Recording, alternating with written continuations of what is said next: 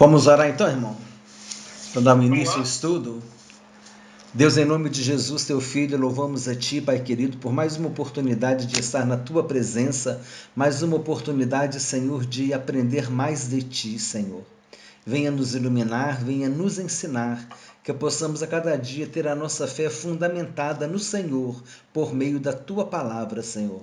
Venha nos sustentar, venha, Senhor Deus, nos capacitar a cada dia para darmos o bom testemunho do Senhor Jesus Cristo e glorificar assim o Teu nome. É o que nós te pedimos, ó Deus, em nome de Jesus.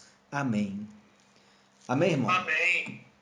Então Amém. vamos fazer a leitura, né? João capítulo 7, versículos 10 até Sim, 24. sim. O texto bíblico diz assim: Mas depois que seus irmãos subiram para a festa, então subiu ele também, não publicamente, mas em oculto. Ora, os judeus o procuravam na festa e perguntavam: Onde estará ele? E havia grande murmuração a seu respeito entre as multidões. Uns diziam: Ele é bom, e outros: Não, antes engana o povo.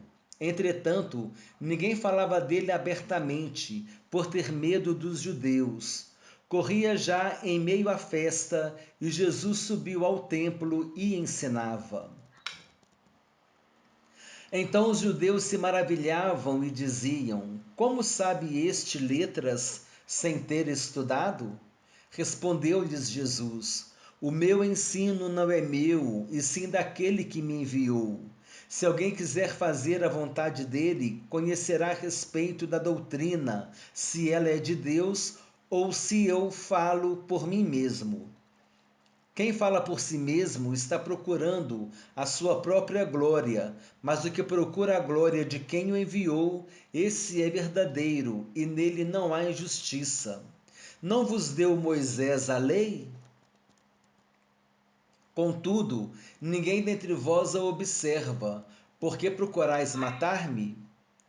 Respondeu a multidão: Tens demônio. Quem é que procura matar-te? Replicou-lhes Jesus: Um só feito realizei e todos vos admirais, pelo motivo de que Moisés vos deu a circuncisão, se bem que ela não vem dele, mas dos patriarcas. No sábado circuncidais um homem. E se o homem pode ser circuncidado em dia de sábado, para que a lei de Moisés não seja violada? Porque vos indignais contra mim pelo fato de eu ter curado num sábado ao todo um homem? Não julgueis segundo a aparência, e sim pela reta justiça. Então aqui agora a gente vai para a análise dos versículos. Só um minutinho, Luiz. Tá ok. Para mim acabar de acertar. Tá ok.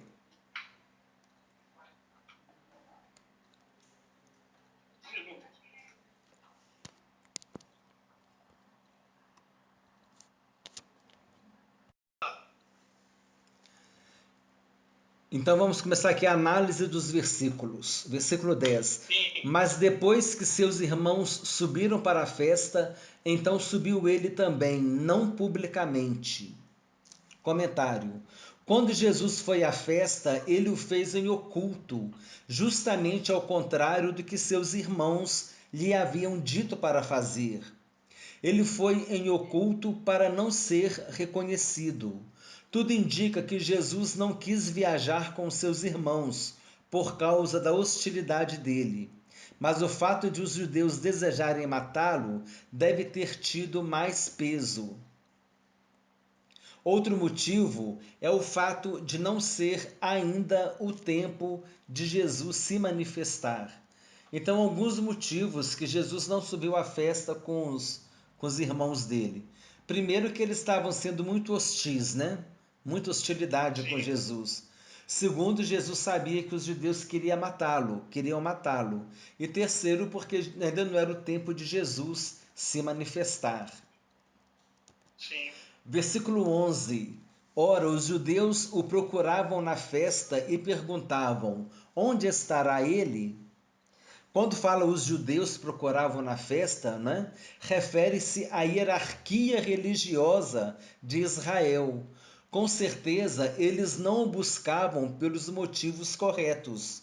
Quem perguntava por Jesus eram os líderes judeus mais hostis. Esse episódio é o adeus de Jesus a Galiléia, onde desenvolveu grande parte do seu ministério. Então, esse momento aqui, que Jesus deixou a Galiléia, né? E foi lá para a Judéia, lá para Jerusalém, para participar da festa. Então ele deixou a Galiléia e ele já não voltaria mais para a Galiléia. Continuando o comentário. Quando se fala que Jesus foi em oculto, devemos entender que ele não acompanhou o grande número de peregrinos que viajava para a festa. Os peregrinos cantam salmos de romagem ou cânticos dos degraus durante a peregrinação a Jerusalém para a comemoração das festas. Quais eram essas festas? Páscoa, Pentecostes e Tabernáculos. Essas eram as três principais festas dos judeus. Então, a gente viu que essas festas são chamadas festas dos peregrinos. Por quê? Porque vinha gente de todo Israel para Jerusalém para poder participar da festa. E eles participavam dessa festa em caravanas. Então, esses peregrinos, eles cantavam os cânticos de romagem. O que são os cânticos de romagem? São alguns salmos que são chamados cânticos de romagem. É como se fossem os romeiros, né? Eles vão de caravana, eles iam de caravana para a festa e eles cantavam esses cânticos. São os salmos de romagem ou cânticos dos degraus. Então, aqui no próximo comentário, Cântico dos Degraus são os salmos que formam uma coleção de 15 cânticos de peregrinação, entre os salmos 120 e 134.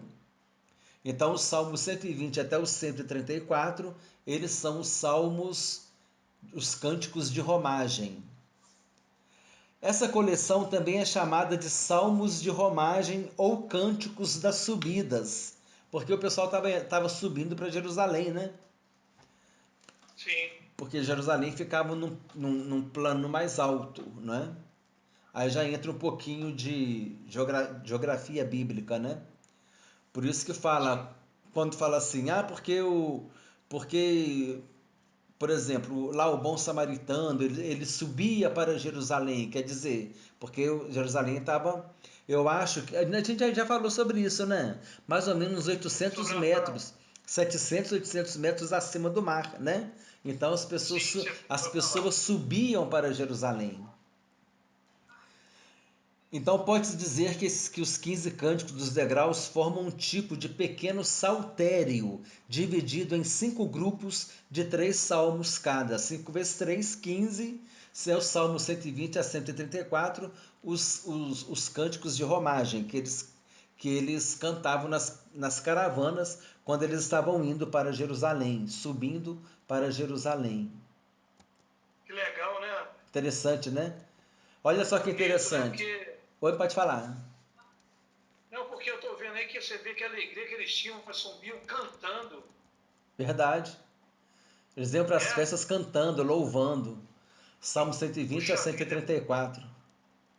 Bonito. É um pequeno saltério. Agora, uma curiosidade aqui. Saltério é outro nome dado ao livro dos Salmos. Saltério é outro nome dado ao livro dos Salmos. Porque o livro dos Salmos, na verdade, os Salmos são cânticos, né? Os salmos são cânticos. Às vezes ali o Davi, né, ao mestre de canto, quer dizer, ele estava encaminhando aquele salmo ao mestre de canto, e aquele canto era cantado nas celebrações religiosas de Israel, né? O mestre de canto era o levita responsável por ministrar os cânticos, os louvores, durante as celebrações religiosas lá no templo. Versículo 12. Quer falar alguma coisa? Não, tranquilo, Vamos. pode sequência. Versículo 12: E havia grande murmuração a seu respeito entre as multidões. Uns diziam, ele é bom, e outros, não, antes engana o povo. Comentário. Esse versículo retrata comentários positivos e negativos a respeito de Jesus Cristo. Na verdade, quando disseram que Jesus é bom, faltava-lhes entendimento a respeito de quem era Jesus. Jesus era muito mais do que bom, né? Jesus era o Messias, o Salvador prometido, né? Não era só que ele era bom. É, bom é pouco, né? Bom é pouco. A Bom é acusa... pouco. Oi? Pode falar? Ele é muito mais que bom. É, Bom muito é mais. pouco para ele. É, bom é pouco, é verdade. Aí você fala, ele é bom, né? Mas ficava. E outros falavam, não, ele está enganando o povo. Então tinha esses dois comentários a respeito de Jesus. Sim. A acusação de que ele estava enganando o povo foi feita muito provavelmente porque ele tinha curado um enfermo no sábado. João capítulo 5, o paralítico no tanque de Betesda. E também porque ele tinha dito que Deus era seu pai. Então, esses dois motivos aí que levaram as pessoas a falar mal de Jesus, a persegui-lo, a querer matá-lo, né? Porque ele falou que Deus era pai dele e porque ele tinha curado no sábado. Sim. Versículo 13. Entretanto, ninguém falava dele abertamente por ter medo dos judeus. Os judeus aqui é outra referência aos líderes religiosos, especialmente os membros do Sinédrio. Ninguém falava dele abertamente de modo favorável, porque tinham medo dos judeus. José de Arimateia era um discípulo oculto de Jesus, porque ele tinha medo dos judeus. Então, esses judeus aqui era aquela liderança religiosa mais raivosa, né? Que eles pertenciam ao Sinédrio, eles perseguiam Jesus, né? Sim. Aqui eu encaixei aqui um breve estudo sobre o que era o Sinédrio. Falei para você que eu ia trazer o Sinédrio na aula de hoje, né? Falou. O Sinédrio era a Suprema Corte dos Judeus, o mais alto tribunal que se reunia em Jerusalém. O significado da palavra sinédrio transmite a ideia de assembleia, concílio e tribunal, e vem do grego sinédrion. Essa palavra também podia ser usada para designar tribunais inferiores, ou seja, qualquer tribunal de justiça. O Sinédrio exercia jurisdição civil e até criminal. O Sinédrio julgava as causas e tomava as decisões com base na lei judaica. Apesar disso, em alguns assuntos, o Sinédrio não possuía total autonomia. O Sinédrio tinha autoridade administrativa para mandar aprisionar um indivíduo e possuía seus próprios oficiais de justiça, mas o Sinédrio não podia aplicar a pena capital. A pena capital é a pena de morte, né? Sim. O Sinédrio era uma assembleia religiosa judaica do tempo de Jesus. Os membros do Sinédrio governavam e julgavam o povo judeu de acordo com a lei de Moisés e as tradições judaicas. Jesus foi julgado pelo Sinédrio antes de ser crucificado. O Sinédrio era composto por 71 líderes importantes na sociedade e conheciam as leis judaicas. Nicodemos fazia parte do Sinédrio, né? Eles se reuniam em Jerusalém para tomar decisões e julgar crimes religiosos. O chefe do Sinédrio era o sumo sacerdote, o líder de todos os sacerdotes do templo. Sim. No tempo de Jesus, os judeus viviam debaixo do domínio romano. Além das leis do Império Romano, os judeus obedeciam às leis de Moisés, que estão no Velho Testamento, e às regras da tradição. O Sinédrio apenas julgava os crimes contra as leis judaicas. Os gentios não eram julgados pelo Sinédrio. Olha só, gentio não era julgado pelo Sinédrio, somente os judeus, porque eles eram julgados de acordo com as leis judaicas, não é? Sim. Jesus e alguns dos seus discípulos foram levados perante o Sinédrio, acusados de crimes religiosos.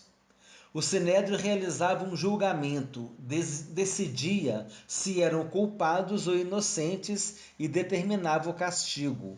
Por vezes, o Sinédrio tinha de pedir permissão às autoridades romanas para executar a pena de morte. Eles falaram que eles não podiam matar ninguém, né? Mas aí colocaram a responsabilidade em cima de Pilatos para poder condenar Jesus à morte. Não é verdade? Havia corrupção no Sinédrio. Tanto no julgamento de Jesus como no de Estevão, o Sinédrio aceitou acusações que eram claramente falsas e condenou homens inocentes à morte. Mateus capítulo 26, versículos 59 e 61 e Atos dos Apóstolos, capítulo 6, versículos 12 a 14. O Sinédrio também tentou intimidar Pedro e João a não falar mais sobre Jesus. Está lá em Atos dos Apóstolos também, né?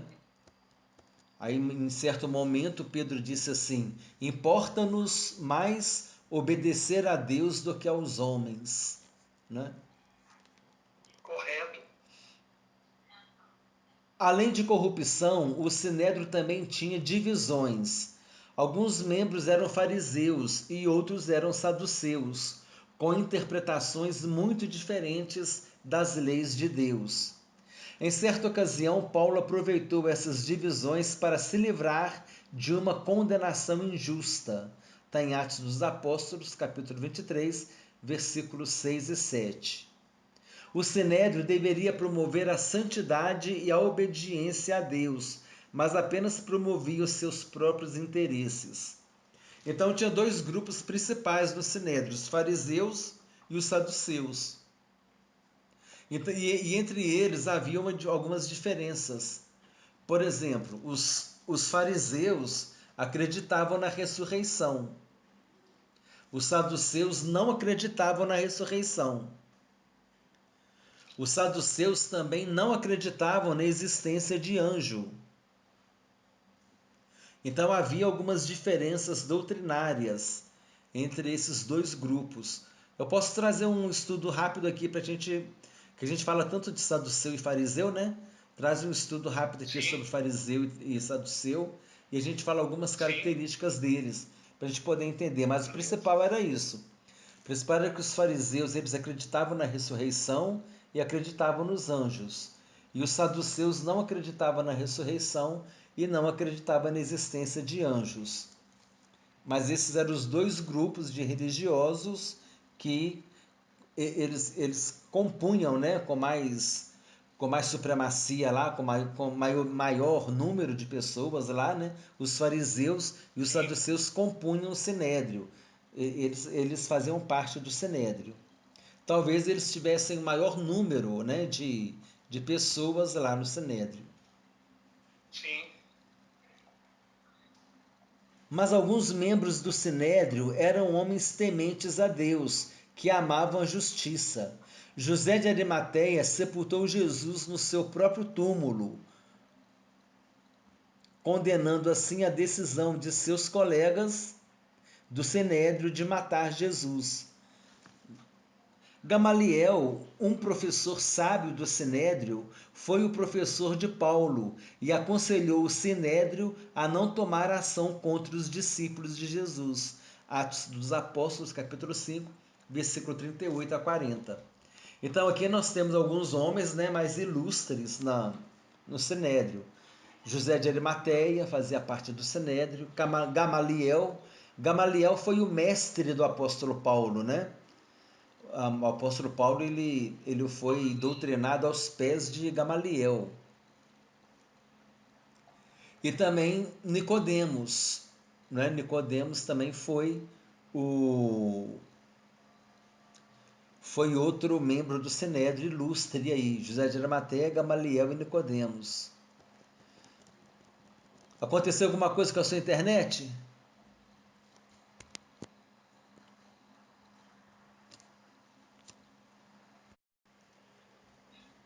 Espera um pouquinho, sumiu aqui. Ah, não, voltou. Voltou? Voltou, beleza. Voltou. Tá bom. Versículo 14. Corria já em meio à festa e Jesus subiu ao templo e ensinava. Comentário. Observamos aqui que Jesus aproveitava a qualquer momento para cumprir a sua missão. Em meio à festa, ele foi ao templo e estava ensinando. No meio da festa, porque já fala assim, já corria em meio à festa e Jesus subiu ao templo e ensinava. Essa expressão em meio à festa, conforme está aqui no comentário, no meio da festa, né, em meio à festa, deve ter sido no quarto dia da festa, no quarto dos 7 dias. Na primeira metade da festa, Jesus permaneceu em oculto, versículo 10. Na segunda metade, ele começou a ensinar abertamente. Essa é a primeira vez que o Evangelho de João fala que Jesus estava ensinando no templo. Então, aqui Jesus estava ensinando no templo. Olha que interessante. Aqui não fala que Jesus estava ensinando na sinagoga, mas que ele estava ensinando no templo. Por quê? Porque ele estava em Jerusalém e o templo estava em Jerusalém. As sinagogas haviam em outras cidades e às vezes até em outros países, né? Como Grécia, né? E tudo mais, entendeu? Mas Jesus estava ensinando no templo, ou seja, Jesus estava em Jerusalém. Versículo 15. Então os judeus se maravilhavam e diziam: Como sabe este letras sem ter estudado? Os judeus aqui são os da classe dominante, da classe culta. Aqueles estudiosos, aqueles mestres, né? Tipo Nicodemos, que Jesus falou: Tu és mestre em Israel e não sabes essas coisas? E eles perguntaram: Como sabes as letras? Como sabe ele as letras se ele se ele não aprendeu a letra, se ele não estudou sem ter estudado? Os judeus se referem às importantes escolas teológicas em Jerusalém. Apesar de sua oposição a ele, o efeito imediato de sua mensagem foi de grande assombro. Apesar de si mesmos, eles foram tocados pelo que ele disse e como o dizia. Ou seja, aquilo que Jesus ensinava, né? Muitos escribas e fariseus ficavam admirados. Não, o povo ficava admirado porque ele ensinava como quem tem autoridade e não como os escribas e fariseus, né? E isso era um assombro, as pessoas viam que Jesus ensinava com autoridade, com sabedoria, e as pessoas falavam, ele nunca foi para um seminário, ele nunca fez uma escola de teologia, ele nunca frequentou uma escola teológica aqui em Jerusalém, e agora ele sabe ensinar. Onde ele aprendeu essas coisas, não é? Entendi. Uhum. Os judeus se perguntaram como Jesus poderia saber tudo aquilo se nunca tinha frequentado uma escola rabínica. O mesmo foi dito mais tarde acerca dos discípulos de Jesus, em Atos capítulo 4, versículo 13. Ao verem a intrepidez de Pedro e João, sabendo que eram homens iletrados e incultos, admiraram-se e reconheceram que haviam eles estado com Jesus. Aqui, Pedro e João, né? Eram pescadores, eram pessoas que não tinham estudo, não era como um Lucas que era médico, não era como um Paulo que foi educado aos pés de Gamaliel, né? Não era nem mesmo como um Mateus, por exemplo, que era um cobrador de impostos, mas ele devia ter algum estudo para o Império Romano poder empregar ele, né? Dar um emprego para ele. Sim. Devia saber alguma coisa. Não, Pedro e João eram pescadores, eram incultos e iletrados, mas eles ensinavam com autoridade. Mas aqui, irmão, é uma coisa muito perigosa. Eu acho que você vai concordar comigo.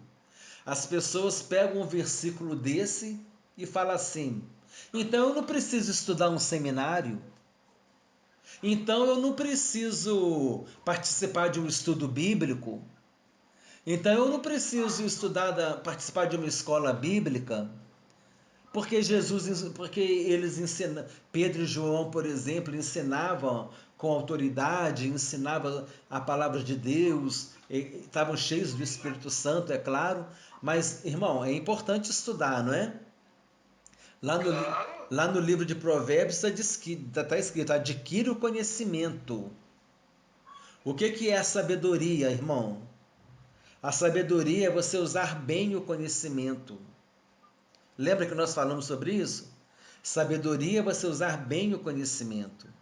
A inteligência Deus dá para todo mundo.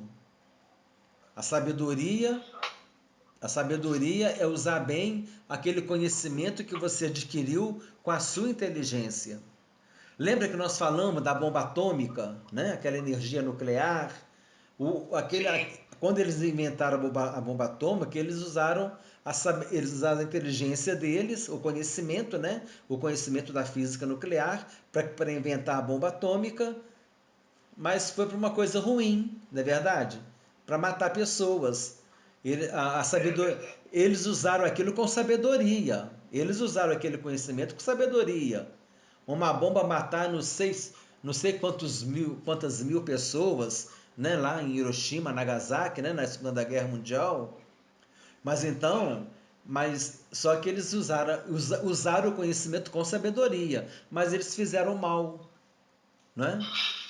Agora, essa mesma energia nuclear, né, é claro dentro desses princípios que eu estou falando, os princípios da energia nuclear, ele também é usado na medicina para fazer o bem. Entendeu? Quer dizer, é o mesmo princípio de energia nuclear. Então, quer dizer, é o conhecimento que a pessoa tem e você usar bem esse conhecimento é sabedoria. Mas, infelizmente, a pessoa também tem sabedoria para fazer o mal. Ela usa o conhecimento dela com sabedoria, mas uma sabedoria para prejudicar o outro. Enquanto que o desejo de Deus é que essa sabedoria seja para fazer o bem.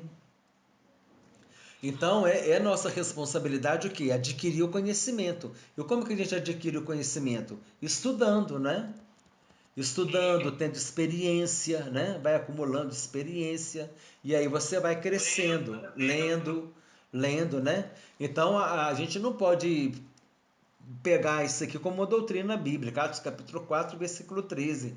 Ao verem a intrepidez de Pedro e João, sabendo que eram homens iletrados e incultos, admiraram-se e reconheceram que haviam eles estado com Jesus, porque eles falavam com sabedoria, pelo poder do Espírito Santo. Mas então é isso. Então, fechando o raciocínio. É errado a pessoa achar, eu não preciso estudar, não. Eu pego a Bíblia lá na hora e Deus dá. Olha quanta coisa aqui que a gente aprendeu, quanta coisa que a gente aprendeu que não está na Bíblia, mas que a gente pesquisou na história, na geografia. Não está na Bíblia. Na Bíblia está escrito que subia para Jerusalém. Agora, por que subia para Jerusalém? Porque Jerusalém estava aproximadamente 800 metros acima do nível do mar. E isso a gente tem que estudar a geografia bíblica para saber disso. Claro. Não é verdade? A questão da história, a questão da cultura dos judeus, a gente viu aqui a questão do sinédrio, com a composição do sinédrio, o que eles faziam, a questão das festas, das caravanas, isso tudo, a gente busca essas informações também pela cultura judaica, pela tradição judaica.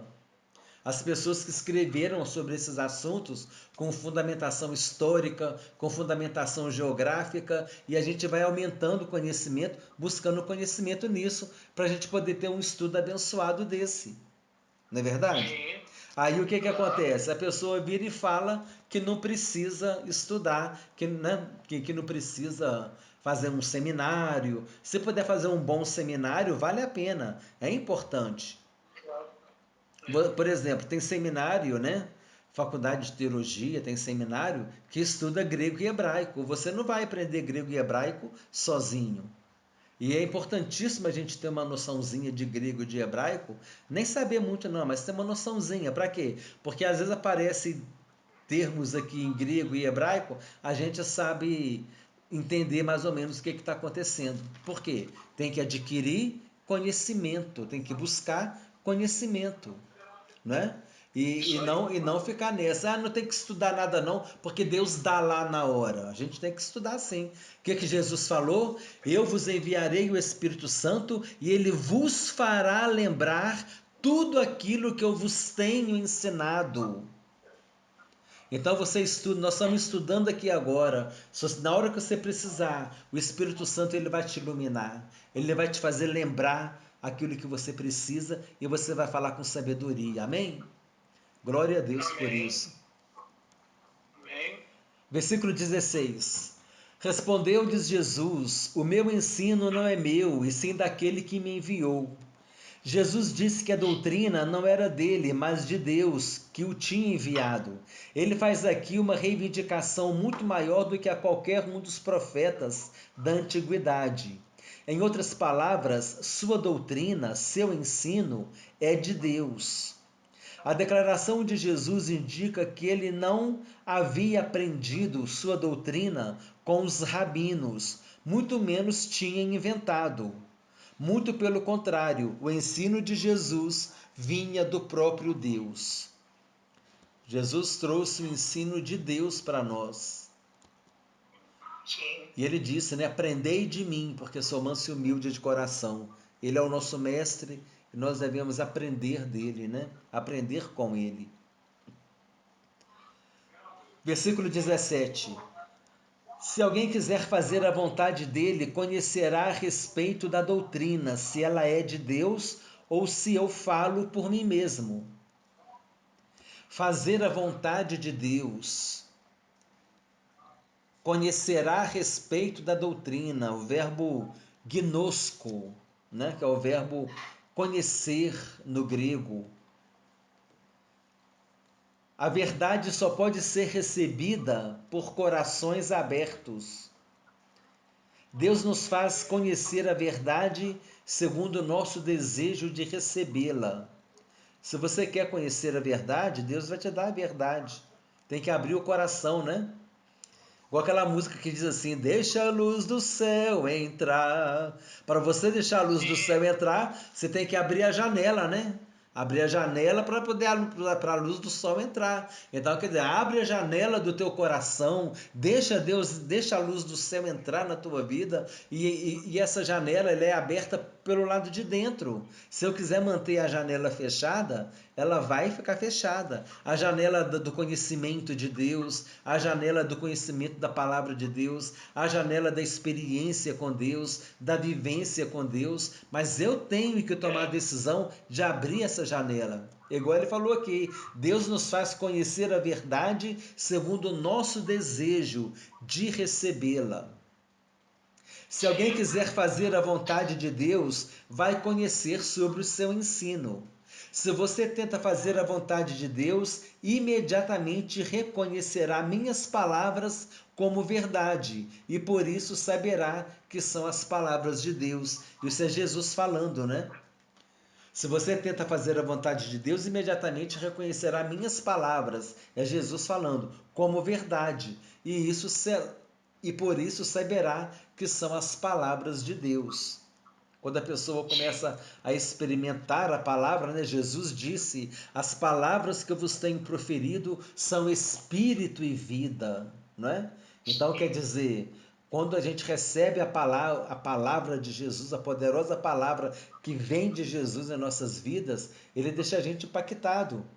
igual a multidão que ficava encantado. Por quê? Porque Jesus ensinava como quem tinha autoridade e não como os escribas e Isso aí. fariseus, né? Versículo 18. Quem fala por si mesmo está procurando a sua própria glória, mas o que procura a glória de quem o enviou, esse é verdadeiro e nele não há injustiça. Comentário: refere-se àqueles que dizem palavras que se originam do homem, quer deles mesmos ou de outros.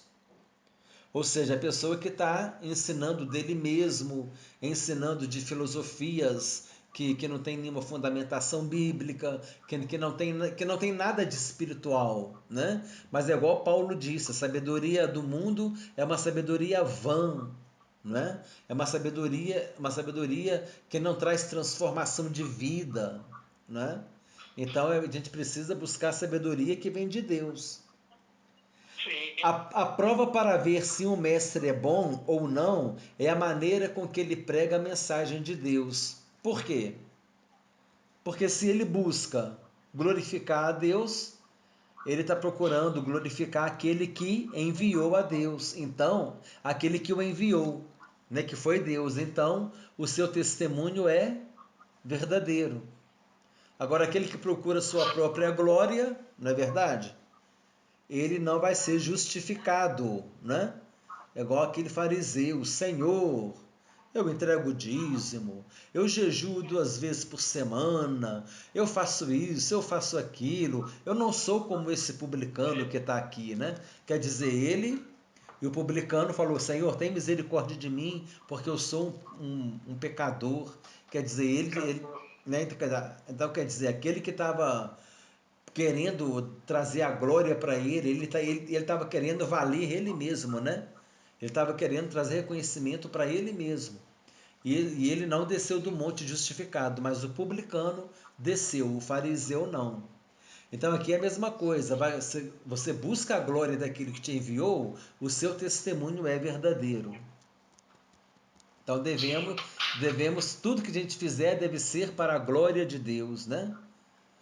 Paulo Deus. disse isso: quer comais, quer bebais, ou façais qualquer outra coisa, fazer isto para a glória de Deus, né? O nosso Dá fruto, graça. o nosso fruto que a gente faz, né? Lá em João capítulo 15, né? Versículo 8, o nosso fruto, e nisto conhecereis que sois meus discípulos, se produzirem muito fruto. E aquele que produz muito fruto glorifica o Pai que está no céu. As boas obras, lá em Mateus, né, capítulo 5, no Sermão do Monte, para que os homens vejam as vossas boas obras e glorifiquem o vosso Pai que está no céu. Quer dizer, as nossas boas obras glorificam o Pai que está no céu. O nosso fruto glorifica o Pai, né? Você vê aí boas obras e fruto aí são sinônimos. O objetivo da boa obra que a gente faz, do fruto que a gente produz é o quê? Glorificar a Deus. Diminua eu e cresça o Senhor, não é isso? Sim. Versículo 19. Não vos deu Moisés a lei, contudo ninguém dentre vós a observa. Por que procurais matar-me? Eles afirmavam que guardavam a lei, e Jesus de fato joga-lhes na cara que eram mentirosos. Por que procurais matar-me? Isso era em si uma acusação contra suas afirmações de guardar a lei, porque a lei proibia o assassinato. Quer dizer, primeira coisa, eles queriam matar Jesus, a lei proibia matar, né? Quer dizer, eles já não estavam cumprindo a lei, né? Eles não estavam cumprindo a lei porque estavam querendo matar Jesus. E estavam achando que eles estavam guardando a lei de Moisés. Jesus pregou a mensagem de Deus, assim como Moisés. Portanto, os líderes religiosos estavam violando a lei de Deus ao procurar matá-lo, ao procurar matar Jesus. Eles estavam. O que está escrito na lei? Não matarás. E eles queriam matar Jesus. Eles estavam então quebrando a lei.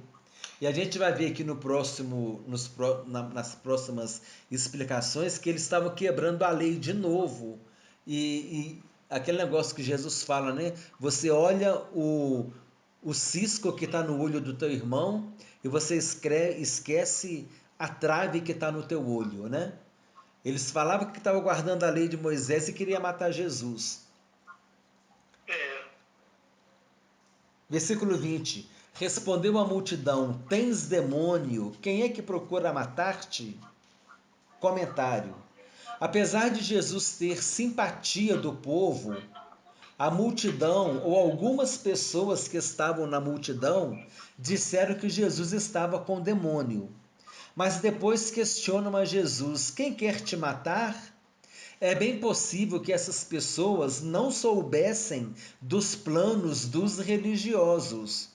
Eles ignoravam o complô e por causa disso ficaram pasmados com a declaração de Jesus. Percebeu isso? A multidão mesmo não estava sabendo que os religiosos, os líderes religiosos, queriam matar Jesus. Aí Jesus falou para os líderes religiosos: Vocês querem me matar. Aí o Zé Povinho lá: Você tá doido? Quem que quer te matar? A gente acabou de falar que você é bom. A gente acabou de falar que você é bom. E quem que quer te matar aqui? Mas eles não sabiam o que? Dos planos dos religiosos. Olha que interessante.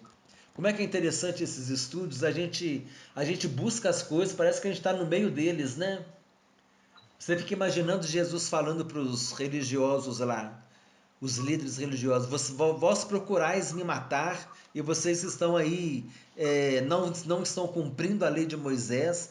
Aí o Zé Povinho lá, o chinelinho de dedo lá, que está desinformado. Quem quer matar você, rapaz? A gente acabou de falar que você é bom aqui, assim, quem que quer te matar? Mas eles não sabiam que lá por trás os líderes estavam armando contra Jesus, né? Planejando contra a vida dele.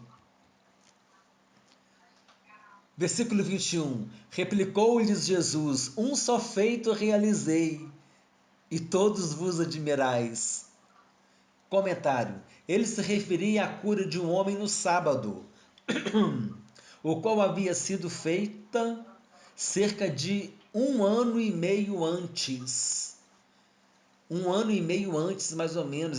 A gente está aqui nesse capítulo, 1 ano e meio antes, Jesus tinha curado aquele paralítico no tanque de Betesda, entre 1 ano e 1 ano e meio. E até hoje eles estavam remoendo isso.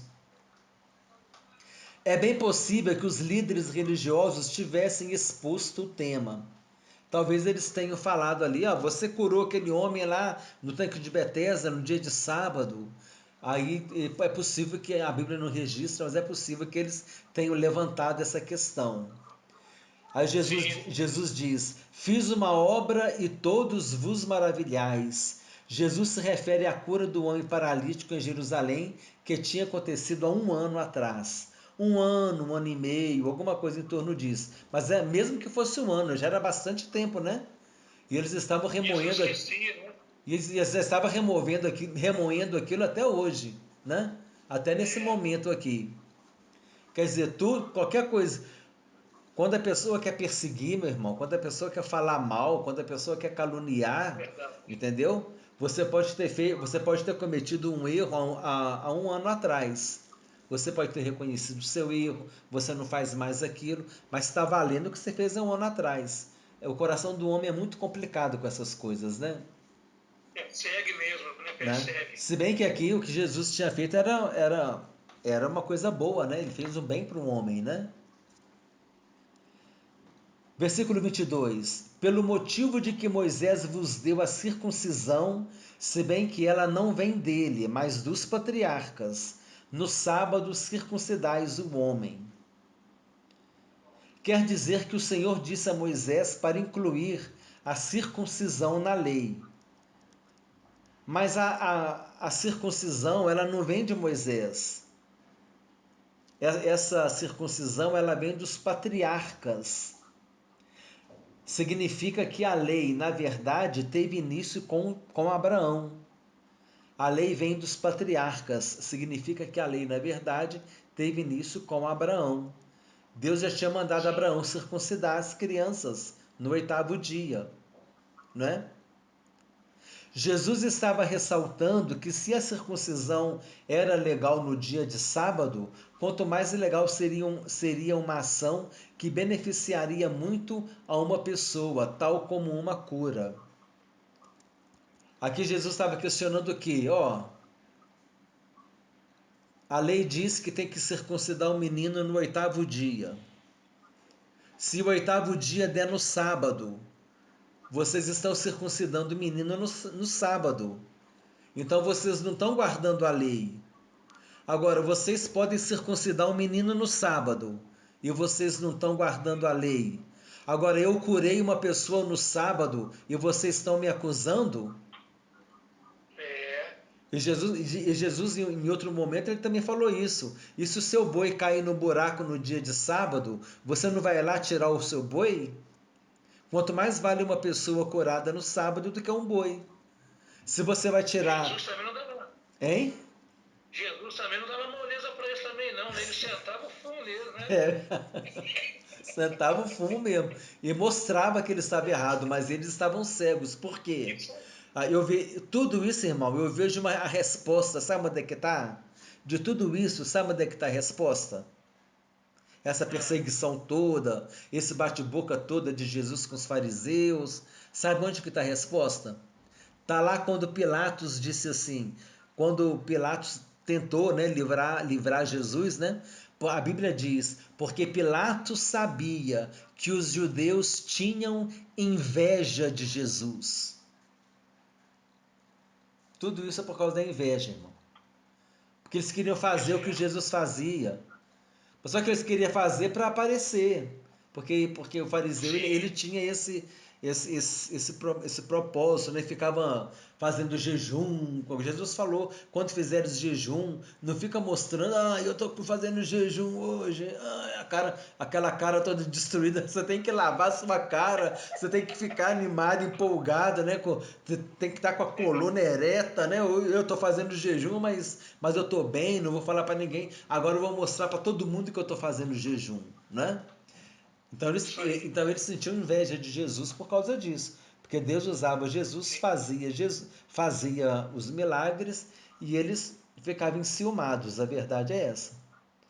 E a resposta para mim está lá naquele episódio de Pilatos ali. Que Pilatos sabia que os judeus tinham inveja de Jesus.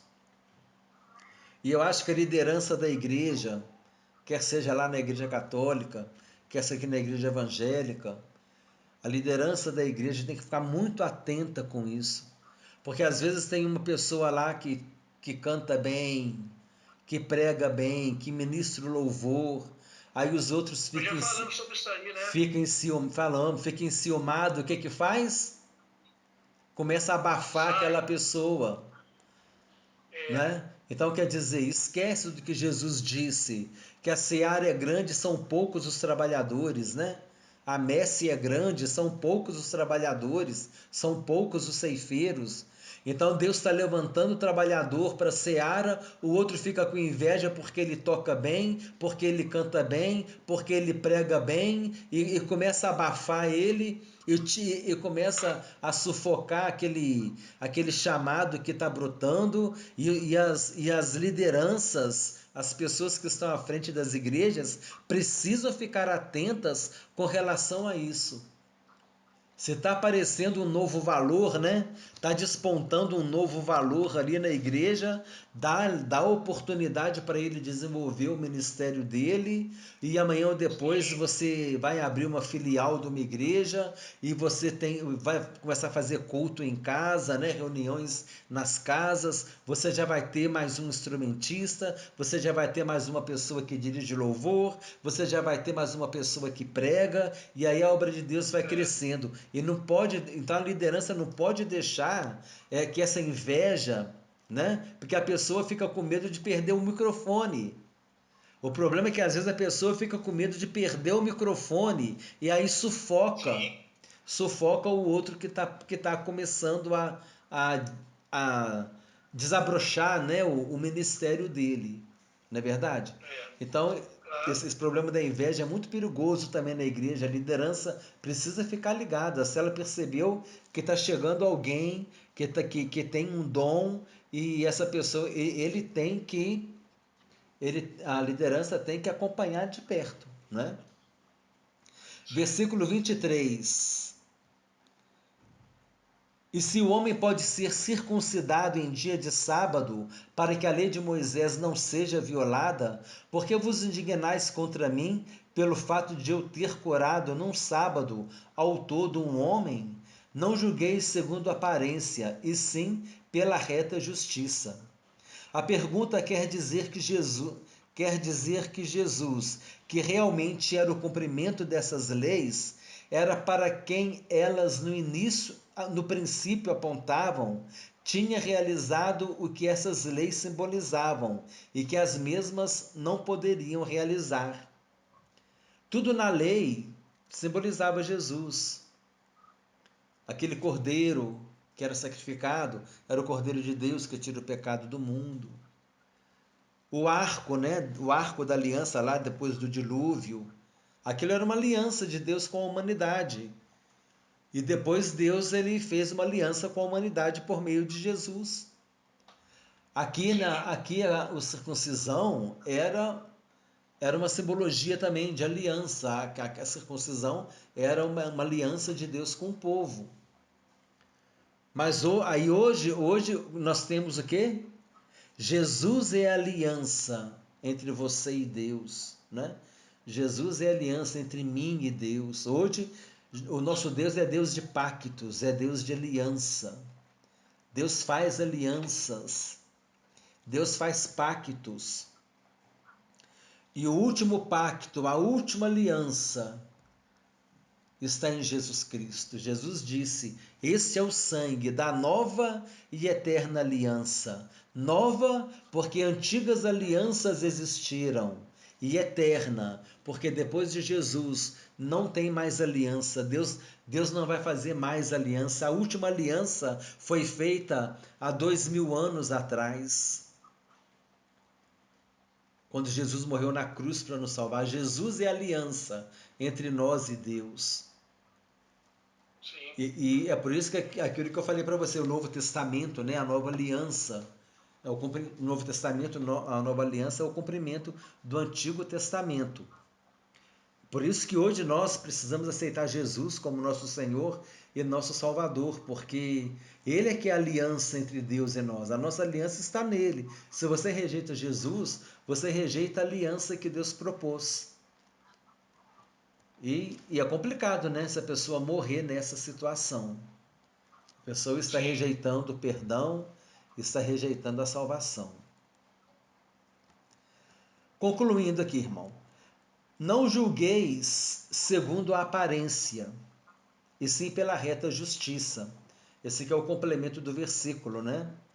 Do versículo 23. No finalzinho, Jesus diz: não julgueis segundo a aparência, sim pela reta justiça. De fato diz: se vocês pensam que não violam o sábado ao fazer a circuncisão,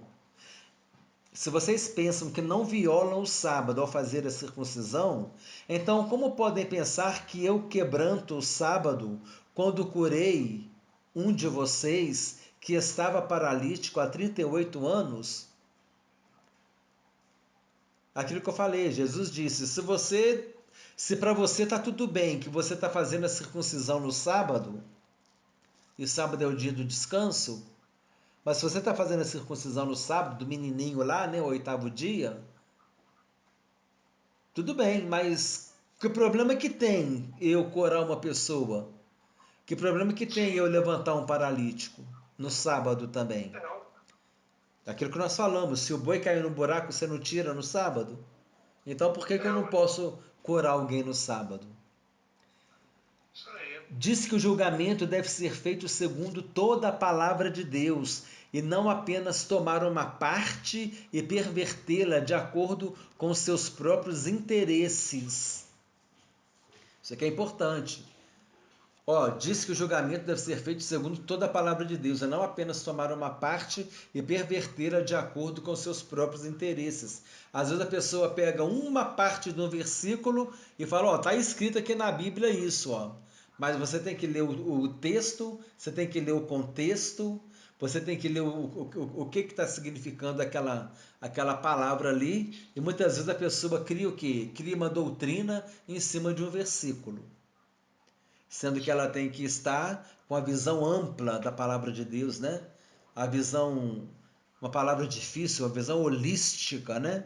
Visão holística, que é visão global, aquela visão ampla, para você saber o que está sendo dito ali, né?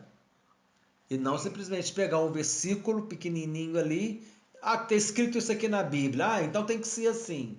Mas e o texto, ele traz coisas que aquele texto, que aquele ponto ali não vai ter aquele significado que a pessoa quer. Mas ela quer levar vantagem, né?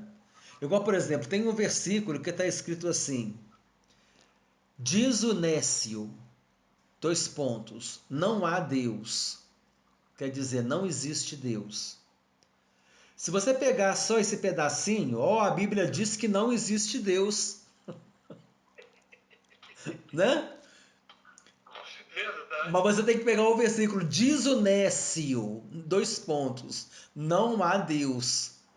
Então é muito perigoso. E aí é que está a questão. A pessoa às vezes não estuda a Bíblia, ela não conhece a Bíblia. Aí outro vai lá na Bíblia, ó, ele abriu na Bíblia, ele leu para mim ali, ele leu, mas ele leu e perverteu tudo. Ele perverteu o verdadeiro significado, por quê? Porque a pessoa não conhece a Bíblia, porque a pessoa não lê a Bíblia e não estuda a Bíblia. Irmão, último comentário, hein? Para terminar o estudo. A circuncisão começou com Abraão. Gênesis capítulo 17, versículo 10. Esta é a minha aliança que guardareis entre mim e vós e a tua descendência. Todo macho entre vós será circuncidado. Os judeus eram tão rígidos quanto ao cumprimento desse item da lei que o faziam ainda que o oitavo dia caísse em um sábado. Jesus perguntou aos líderes judeus por que estavam indignados por ele ter curado um homem no sábado. Por ele ter curado de todo um homem no sábado. Aquilo que nós já comentamos. Você pode pegar um nenenzinho de 8 dias, você pode fazer a circuncisão nele, para não desrespeitar a lei. Olha só que interessante, você não está desrespeitando a lei porque você está fazendo a circuncisão. Mas você está desrespeitando a lei porque você não está guardando o sábado. Olha só que coisa. Agora, se ele não circuncidasse no oitavo dia, a lei disse que era para ser no oitavo dia. Então quer dizer, Jesus pegou eles nisso aí, né? Ó, você vai estar ferindo a lei. Você está ferindo a lei. Acaba que ele está ferindo a lei, porque ele está fazendo uma coisa no sábado. Para respeitar a lei num ponto, ele está desrespeitando a lei no outro, porque não tá fazendo algo no sábado que não era para fazer nada. Sábado não era dia de fazer nada. Mas eles estavam circuncidando. Aí Jesus falou assim: então eu não posso curar alguém no sábado? Está errado eu curar alguém no sábado? Isso mais uma vez vamos falar, e se o seu boi cair no buraco, você vai lá e tira o seu boi no sábado. Isso não é um trabalho? Agora, o seu boi você pode tirar no sábado. Agora, essa mulher encurvada aqui, eu não posso curar ela? Não é verdade? Sim. Então é muito interessante, né? É. Então aqui, irmão, assim a gente conclui o estudo de hoje. Sim. E nós falamos bastante coisa, né? Falamos sobre a circuncisão, falamos essas explicações aqui de Jesus, falamos Sinédrio. do Sinédrio. O estudo foi bem Sim. proveitoso, amém? Glória a Deus. Sim, amém. Amém. Muito bom. Quer falar alguma coisa, irmão? Quer O PDF tá aí com você, tá? O PDF tá aí. O PDF Tá já... beleza, eu já recebi aqui. Aham. Eu vou Tudo pegar, eu tranquilo, vou tá ver se eu beleza. pego amanhã. Eu vou ver se eu pego amanhã e encaminho para você todo aquele material que você me pediu. Tá bom? Sim, tá Mandar ok. tudo, Tá mandar para bom. você. Tá ok? Vamos, quer falar alguma Tá coisa? joia. Vamos orar agradecendo? Vamos agradecer, sim. Amém. Deus, em nome de Jesus, teu Filho, agradecemos, Senhor, pelo privilégio de estudar a tua palavra. Agradecemos porque o Senhor falou conosco, porque por meio da tua palavra nós adquirimos o conhecimento, Senhor. Agora nos dê, Senhor Deus, a sabedoria para poder usar bem esse conhecimento em prol e em favor da tua obra, para que nós possamos produzir fruto, para que nós possamos fazer boa obra, para que o Pai seja glorificado, para que Deus seja glorificado. Queremos, ó Deus, glorificar o teu nome com as nossas vidas. Somos falhos, somos pecadores, temos as nossas lutas, temos as nossas dificuldades, mas temos também um coração que deseja fazer aquilo que te agrada. Alcança-nos, Senhor, com a tua misericórdia, com o teu perdão e nos ajude dia a dia a andar na tua presença para glorificar o teu nome. É o que nós te pedimos e te agradecemos. Em nome de Jesus. Amém. Amém, Amém. irmão. Glória a Amém. Deus, meu irmão. Glória a Muito Deus. bom. Amém. Que bênção. Muito bom mesmo. Aí então, segunda-feira que vem, Firme. estaremos aí, se Deus permitir. Amém? Vamos, Amém, meu vamos, irmão. vamos, vamos continuar aqui o trabalho. Tá bom? Boa noite, meu irmão. A paz do Senhor Com Jesus. Deus, viu? Abraço. Abração.